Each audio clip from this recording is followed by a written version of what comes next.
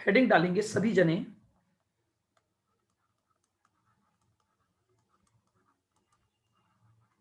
Chapter है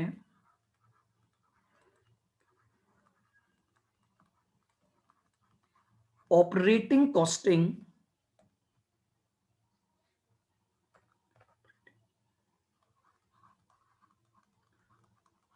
operating costing oblique service costing.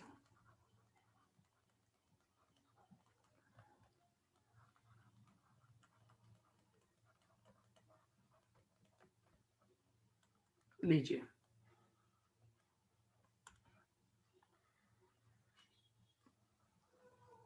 एक और बिल्कुल आसान सा chapter, operating costing oblique service costing. लिखेंगे point number 1,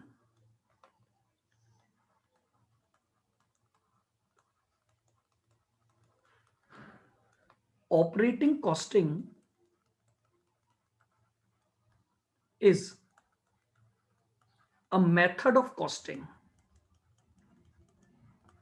is a method of costing just like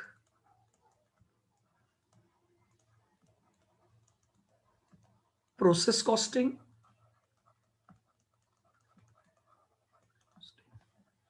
contract costing,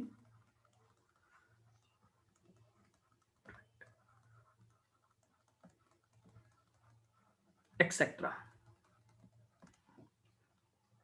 यानी ये भी हमारा अंडरलाइन कर लेना मेथड ऑफ कॉस्टिंग कहलाता है।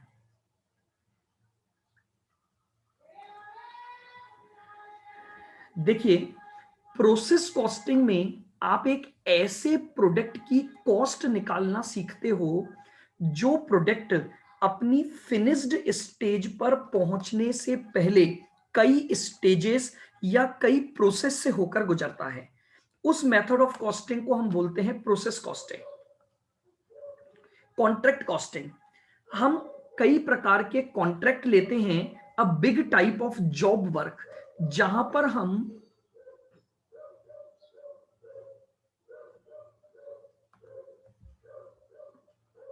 को सुनना, कॉन्ट्रैक्ट कॉस्टिंग क्या होता है, हम एक बड़े big type of job work ले रहे हैं जहां पर हम क्लाइंट की साइट पर जाकर उसके लिए वर्क परफॉर्म कर रहे हैं। जैसे हमने एक ब्रिज बनाया, हमने कोई बिल्डिंग बनाई, तो उसकी कॉस्ट को फाइंड आउट करने का जो तरीका है वो है contract costing. In the same manner operating costing भी एक मेथड ऑफ कॉस्टिंग आता है। यानी अब ये किसकी कॉस्ट निकालना बताता है, तो लिखिए,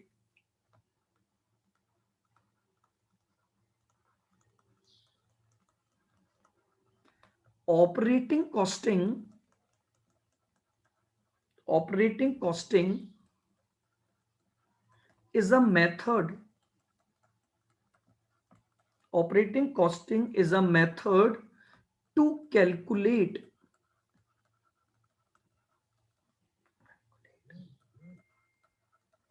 cost per unit of service, of service। Underline कर लेना, कॉस्ट पर यूनिट ऑफ सर्विस। तो इसका मतलब क्या हो गया, ये एक ऐसा मेथड ऑफ कॉस्टिंग है जो कि सर्विस ऑर्गेनाइजेशन की कॉस्ट पर यूनिट को निकालने के लिए काम में लिया जाता है। ये किसी भी प्रोडक्ट या किसी भी मैन्युफैक्चरिंग एक्टिविटी से रिलेटेड नहीं है। ऑपरेटिंग कॉस्टिंग को हम काम में लेते हैं कॉस्ट पर यूनिट ऑफ सर्विस निकालने के लिए। लिखें,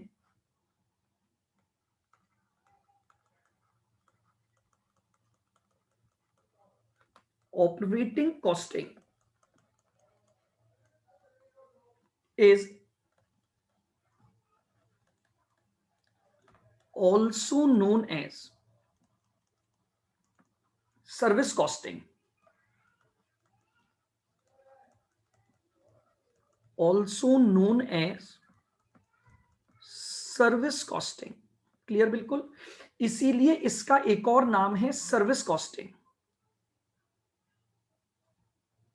अंडरलाइन कर दीजिए। तो यानी अब मेरे हिसाब से आपको इन तीन बातों से एक बात समझ में आ गई होगी कि ऑपरेटिंग कॉस्टिंग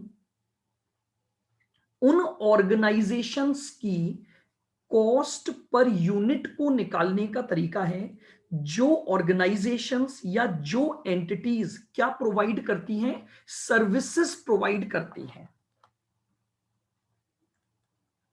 लिखो,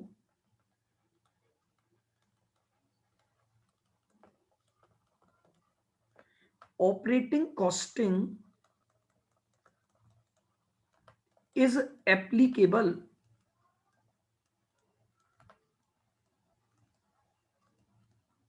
is applicable to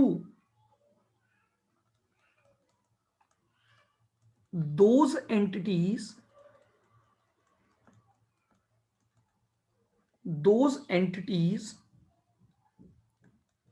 who provide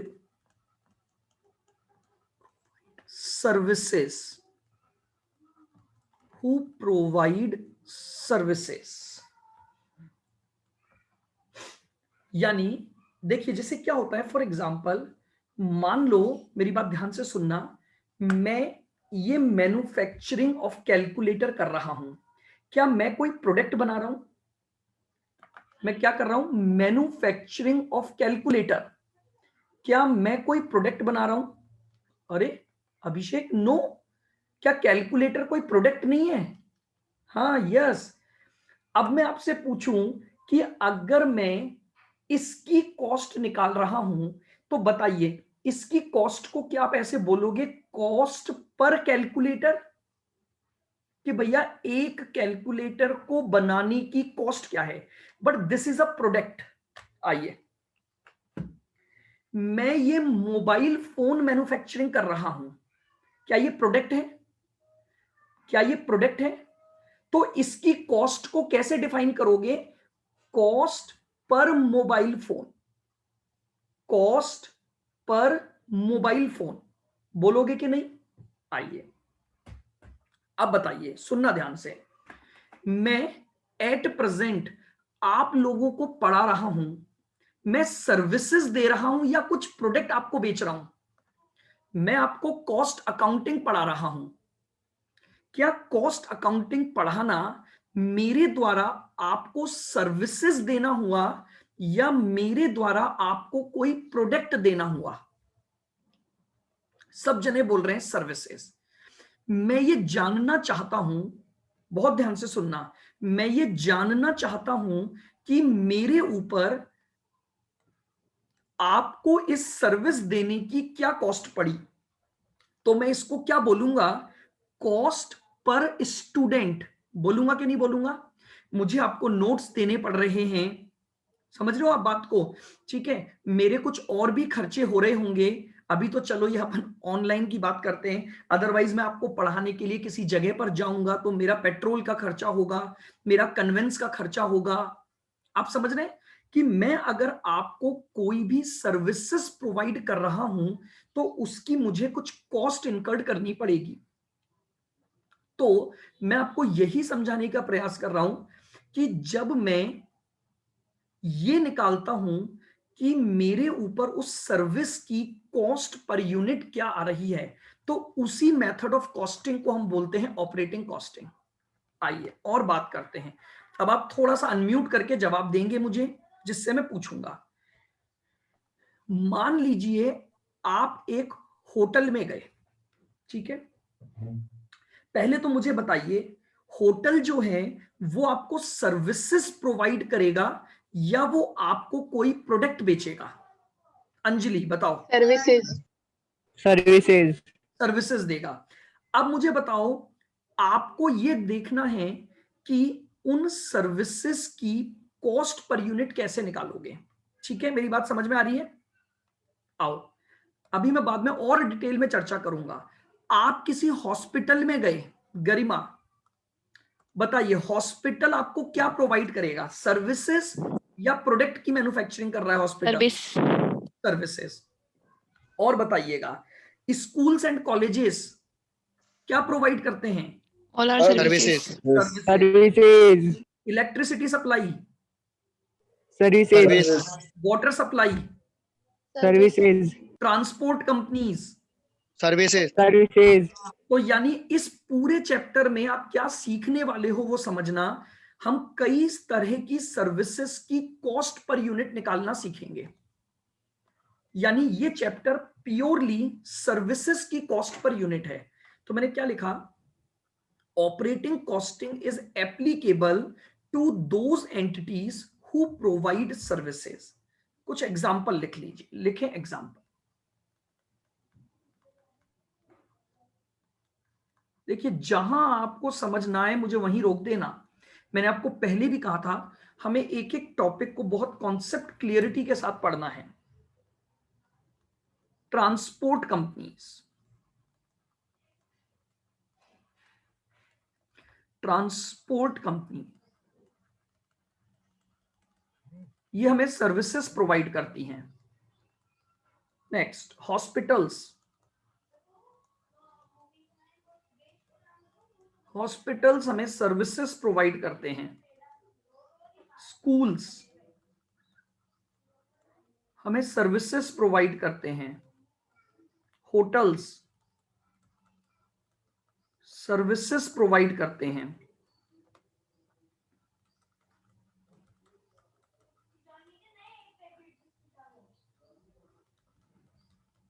electricity supply company. कुछ एग्जाम्पल मैंने आपके साथ डिस्कस किए। ये सभी जो एंटिटीज हैं ये एंटिटीज क्या प्रोवाइड करती हैं आपको, सर्विसेज प्रोवाइड करती हैं। तो अगर आपको इनकी कॉस्ट पर यूनिट ढूंढनी है तो आपको ऑपरेटिंग कॉस्टिंग को लगाना पड़ेगा, तो आपको ऑपरेटिंग कॉस्टिंग का यूज करना है। अच्छा जी, यहां तक की बातें सबको बिल्कुल क्लियर है? हाँ सर क्लियर है, बिल्कुल मैंने ही जवाब दे दिया आपका कि बिल्कुल क्लियर है। वापस बैक करूं, मैंने कुछ लिखा ही नहीं, इतनी देर तक आप लिख ही नहीं पाए। चलिए लिखो फटाफट से। हाँ अब मेरी बात का जवाब कौन देगा, अब मेरी बात का जवाब जय किशन देगा। जय किशन एक बात बताओ, क्या हॉस्पिटल के द्वारा प्रोवाइड कराई जाने वाली सर्विस और होटल के द्वारा प्रोवाइड कराई जाने वाली सर्विस सिमिलर होती है क्या? सर अलग अलग होती है। अलग अलग होती है। इसका मतलब अगर सर्विसेज अलग अलग हैं तो इनकी कॉस्ट यूनिट जो होगी वो भी डिफरेंट होगी। Yes sir. जैसे मैं आपको बोलूं, मेरी बात को सभी जने सुनना, हॉस्पिटल्स में मैं ये बोल सकता हूं कि मेरी कॉस्ट पर पेशेंट पर क्या आएगी या पर बेड पर क्या आएगी, लेकिन क्या मैं होटल में ये बोल दूं कि भैया पर पेशेंट की कॉस्ट क्या आएगी, या स्कूल में बोल दूं पर पेशेंट की कॉस्ट क्या आएगी? नहीं। इसका मतलब क्या हुआ, each and every service organisation having a different cost unit. Transport, अच्छा जी मैं ट्रांसपोर्ट कर रहा हूं तो क्या मैं ट्रांसपोर्ट की फैसिलिटी को हॉस्पिटल की फैसिलिटी से कंपेयर कर लूं? नहीं, क्योंकि दोनों सर्विसेज अलग अलग हैं। मेरी बात को बहुत ध्यान से सुनना, बस यहीं से आपका प्रैक्टिकल पार्ट चालू हो जाता है इस चैप्टर का। इसका मतलब क्या हुआ, अगर मुझे किसी भी सर्विस प्रोवाइडिंग एंटिटी की वैल्यू को यानी उसकी कॉस्ट को फाइंड आउट करना है तो सबसे पहले यह जरूरी है कि उसकी कॉस्ट यूनिट ढूंढी जाए। ट्रांसपोर्ट कंपनी की कॉस्ट यूनिट अलग होगी, हॉस्पिटल की कॉस्ट यूनिट अलग होगी, स्कूल्स की कॉस्ट यूनिट अलग होगी। इस बात से आप सभी एग्री करते हैं। तो इसका मतलब क्या हुआ, अगला पॉइंट लिखेंगे आप, इसी बात को हम लिखते चलेंगे। पॉइंट नंबर लिखो, to calculate to calculate cost per unit of service.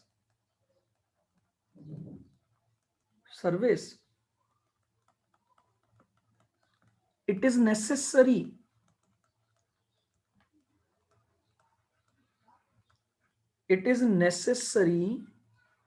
to determine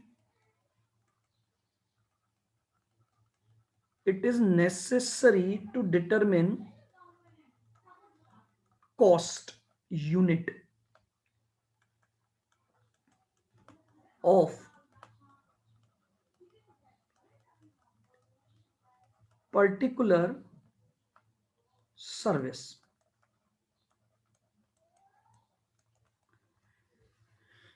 cost पर यूनिट निकालने के लिए पहले उस सर्विसेज की यूनिट को ढूंढना पड़ेगा कि उस सर्विस की कॉस्ट यूनिट क्या होती है. Since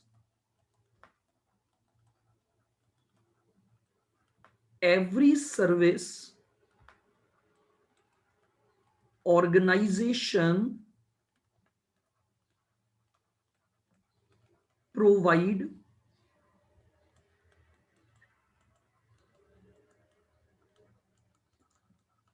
different type of service. Since every service organization provide different type of service, hence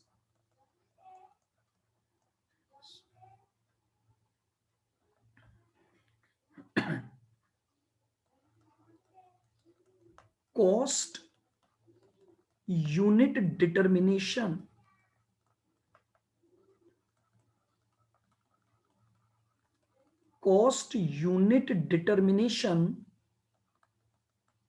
is must for every service. बस ये सबसे पहला प्रैक्टिकल एस्पेक्ट है आपका. प्रैक्टिकल क्वेश्चन में सबसे पहले आपको यही चीज ढूंढनी पड़ेगी कि जिस तरह की सर्विसेज का क्वेश्चन आपके सामने है उस सर्विसेज की कॉस्ट पर यूनिट कैसे सोचोगे आप. और उसका रीजन क्या है, हर सर्विस ऑर्गेनाइजेशन आपको एक डिफरेंट तरह की सर्विस देता है, तो इसलिए उसकी जो कॉस्ट होंगी वो भी अलग अलग होंगी. जैसे क्या स्कूल्स में ऑक्सीजन सिलेंडर की जरूरत पड़ेगी या हॉस्पिटल्स में पड़ेगी? हॉस्पिटल्स में बहुत.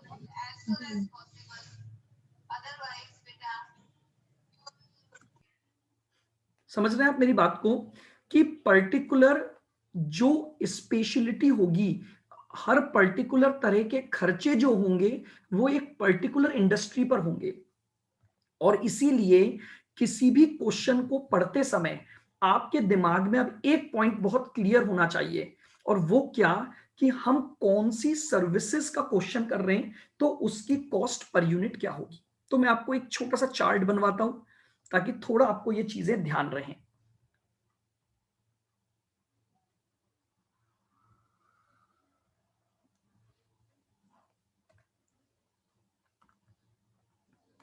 यहां लिखते हैं सर्विस और यहां उसकी cost unit.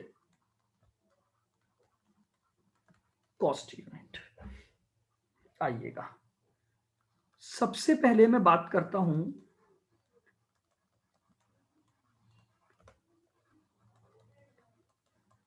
Transportation of goods. एक कंपनी है जो एक जगह से दूसरे जगह तक गुड्स को ट्रांसपोर्ट कर रही है, तो इसकी कॉस्ट पर यूनिट होती है पर ton kilometre.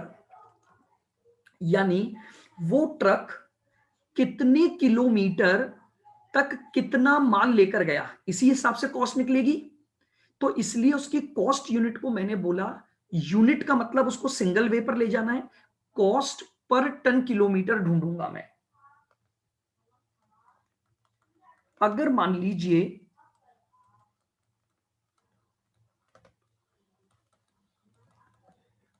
Transportation of passengers,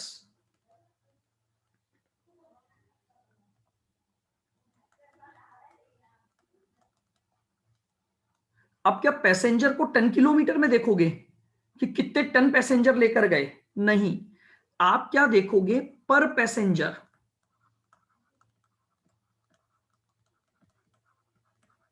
पर पैसेंजर किलोमीटर। आप इस आधार पर क्वेश्चन को सॉल्व करोगे। आइए, थर्ड,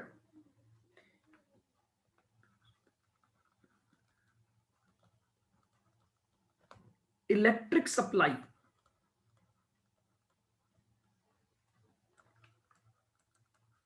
पर किलोवाट।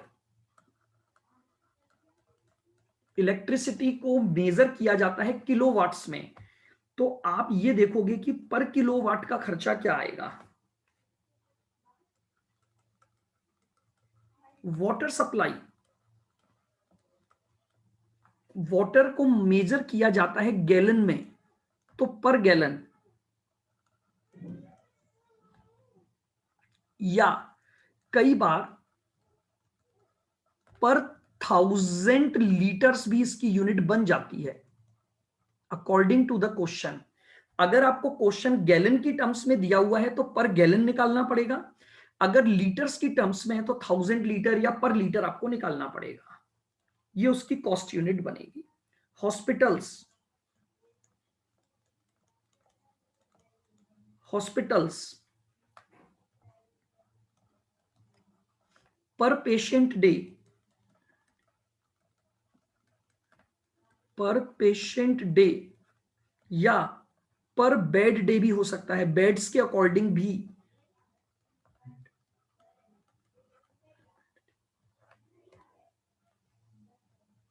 हाँ वही बात है, नंबर ऑफ पर्सन्स, वही पेशेंट, पर्सन नहीं बोलते अपन। हॉस्पिटल के लिए सही टर्मिनोलॉजी क्या है? पेशेंट्स।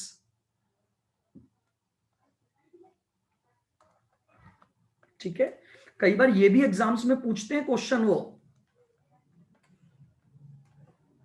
होटल,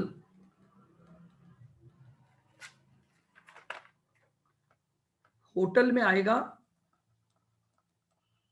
पर रूम डे, कितने रूम आपने कितने दिन के लिए लिए, उस अकॉर्डिंग आपकी कॉस्ट पर यूनिट। हाँ जी बिल्कुल, नंबर ऑफ रूम्स, तो यानी रूम डे, पर रूम डे। रूम के साथ साथ डेज भी जरूरी है। ऐसा थोड़ी आपने एक रूम अगर एक दिन के लिए लिया या एक रूम 5 दिन के लिए लिया तो क्या सिमिलर रहेगा? नहीं, तो रूम और डेज भी साथ में चलेंगे आपके, कि आपने कितने रूम कितने दिनों तक आपके पास रहे। आइए नेक्स्ट, कैंटीन,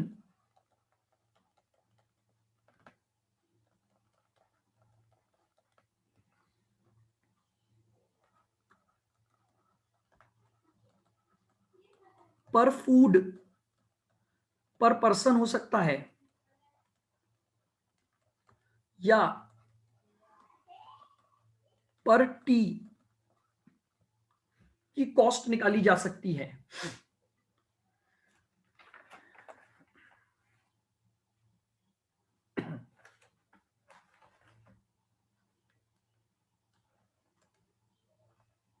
हाँ पर प्लेट हो सकता है, बिल्कुल बिल्कुल, डिपेंड ऑन द क्वेश्चन। मैं आपको फिर कह रहा हूं, मैं आपको सिर्फ एक इलस्ट्रेटिव एग्जांपल बता रहा हूं, इस पर भी आपके एग्जाम में क्वेश्चन आए हुए हैं कि कॉस्ट यूनिटी बता दो इनकी क्या होती है, इसीलिए मैं आपको सब लिखवा रहा हूं। मेन ये होती है, अगर आपको पर प्लेट की इंफॉर्मेशन है तो वो पर प्लेट कॉस्ट भी निकाली जा सकती है, बिल्कुल। हाँ वैसे पर प्लेट रेस्टोरेंट में होता है, देखो कितना बढ़िया बोला जय किशन ने। आइए आगे बढ़ता हूं, लिख लिए सबने ये पॉइंट। फिफ्थ पॉइंट वापस दिखाऊं, ये लीजिए। फिफ्थ पॉइंट सिर्फ ये बोल रहा है कि हर सर्विस ऑर्गेनाइजेशन क्योंकि डिफरेंट तरह की सर्विसेज प्रोवाइड करता है, तो हर सर्विस ऑर्गेनाइजेशन की जो कॉस्ट यूनिट होती है वो अलग होती है। तो इसीलिए मुझे कॉस्ट पर यूनिट ढूंढने के लिए पहले उसकी कॉस्ट यूनिट को ढूंढना पड़ेगा। ठीक है, आइएगा आगे बढ़ता हूं, चार्ट कंप्लीट करें अपन। और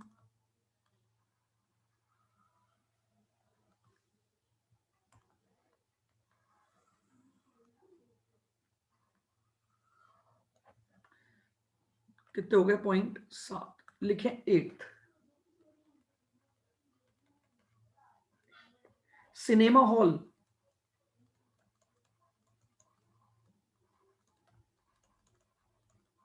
सिनेमा हॉल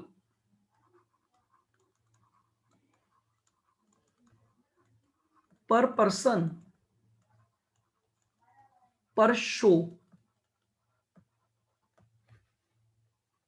एक व्यक्ति एक शो में किस तरह, पर सीट भी हो सकता है, बिल्कुल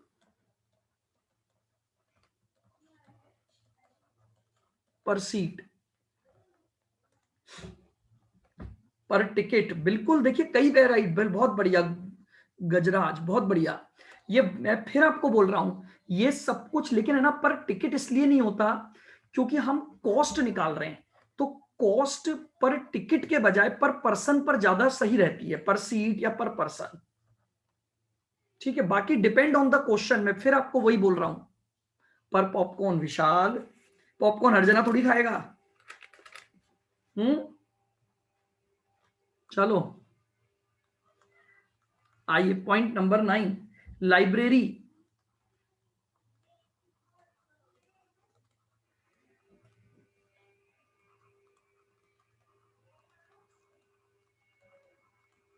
पर मेंबर पर डे,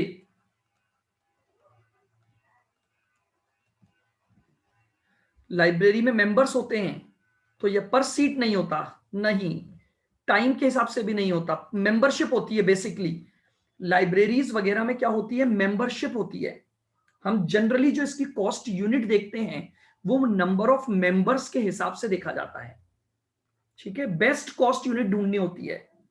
चलिए, road maintenance,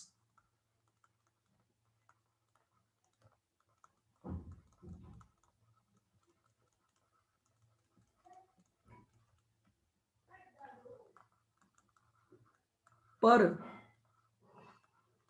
square kilometre, road maintenance पर स्क्वायर किलोमीटर के हिसाब से देखी जाती है। नेक्स्ट, बॉयलर हाउस, जो स्टीम करते हैं रेज, तो ये होता है क्वांटिटी ऑफ स्टीम के हिसाब से।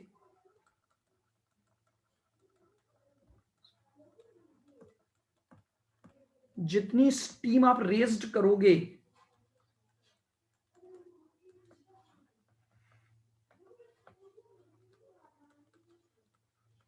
स्कूल कॉलेज,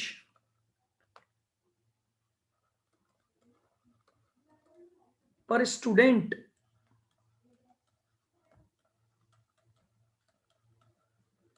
स्कूल और कॉलेजेस में जो कॉस्ट यूनिट ली जाएगी वो बिल्कुल पर स्टूडेंट।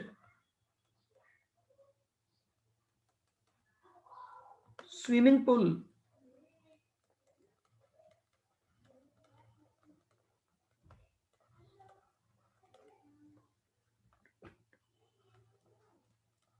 पर अटेंडेंट,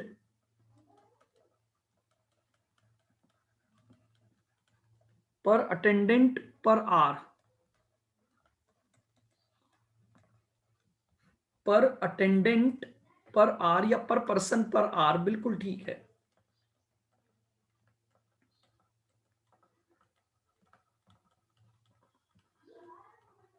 पर पर्सन पर आर।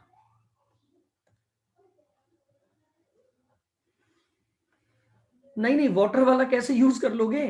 स्विमिंग पूल की सर्विसेज दे रहे हो, वाटर सप्लाई थोड़ी कर रहे हो। सर पर डाल तो वाटर ही रहना अपन। अरे कैसे डाल रहे हो, वाटर थोड़ी डाल रहे हैं। कि क्या स्विमिंग पूल में केवल पानी का ही खर्चा होता है क्या? उसको क्लीन रखना, बहुत सारे खर्चे, अटेंडेंट वहां जो स्विमिंग सिखाएगा वाटर सप्लाई को स्विमिंग थोड़ी सिखानी पड़ती है, लेकिन यहां जो स्विमिंग सिखाएगा उसकी सैलरी आएगी। तो वाटर सप्लाई तो अलग हो गया। वाटर सप्लाई का मतलब हो गया हमारे घरों में जो वाटर सप्लाई होती है, और स्विमिंग पूल की जो फैसिलिटी है वो अलग हो गई। क्या बोल रहे हो अंजलि? बहुत सारे।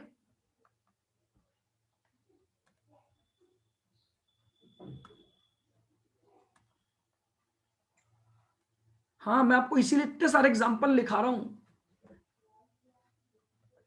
बिल्कुल, बहुत सारे एक्सपेंसेस होते हैं। स्विमिंग पूल में एक डिफरेंट वैरायटी के खर्चे होंगे, और वाटर सप्लाई कंपनी के अलग होंगे। क्लब,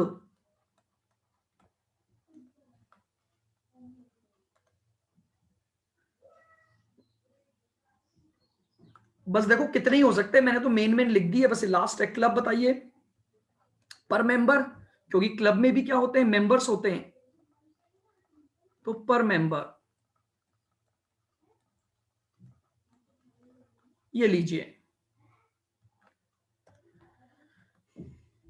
हाँ बिल्कुल, पर मेंबर, मेंबरशिप फीस जो भी है। तो ये मैंने आपके साथ डिस्कस किया कुछ वेरियस टाइप्स ऑफ एंटिटीज और उनके द्वारा प्रोवाइड की जाने वाली जो भी सर्विसेज हैं, उन सर्विसेज की कॉस्ट यूनिट। हाँ जी बिल्कुल, बहुत ध्यान से, बस मैं आपको क्या बोल रहा हूं, थोड़ा सा ध्यान से समझते जाइए चैप्टर को। तो बिल्कुल आसान चैप्टर्स हैं ये सारे। यानी बस इस चैप्टर का जो मेन ऑब्जेक्ट है वो याद करो। आपको ये देखना है कि आप किस ऑर्गेनाइजेशन की सर्विसेज पर बात कर रहे हैं। ठीक है, उसकी कॉस्ट यूनिट को देखें, और उसकी कॉस्ट यूनिट के हिसाब से हमें उसको कवर करना है बस। तो मैंने कुछ एग्जांपल आपको दिए, इस तरह की सर्विसेज हैं और ये उनकी कॉस्ट यूनिट्स हैं।